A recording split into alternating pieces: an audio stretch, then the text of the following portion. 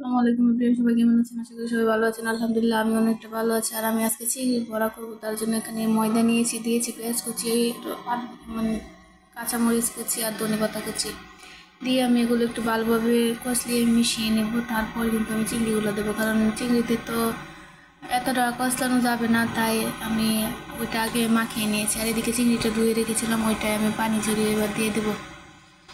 এগুলো খুব ছোট ছোট চিংড়ি, তাই ভাবলাম এগুলো বাছতে খুব কষ্ট হচ্ছিল। যেভাবে বেড়েছে ওইভাবে বেছে আর কি পরিষ্কার করে আমি এবার এটা বড়া করব। একদম ছোট চিংড়ি, এটা খুব কষ্ট লাগতেছিল আমার, তাই আমি বড়া করার জন্য নিয়ে রেডি করে ফেলছি। আর এই তো আমি এবারে ওই ব্যাটারটার সাথে এটা চিংড়িগুলো ভালোভাবে মিশিয়ে নিয়েছিলাম। আর এই ছোটো ছোটো আস্ত চিংড়ি বড়া কিন্তু একদম পারফেক্টলি করতে পারলে ভীষণ মজা হয়। আর এই তো আমি এগুলো গরম তেলের মধ্যে দিয়ে দিলাম, আর ছোটো ছোটো করে বানিয়েছি কারণ অল্পই ছিল, দুজনে খাবো সেহেতু ছোটো ছোটো করে বানিয়েছি। আর এটা এক পিসটা হয়ে গেছে, আমি অপর পিসটা উল্টে দিচ্ছিলাম। এটা আটার ময়দাটা খুব কম ইউজ করি, সবসময় আটাটাই বেশি ব্যবহার করি, কারণ একটু মুচমুচে হয় বেশি।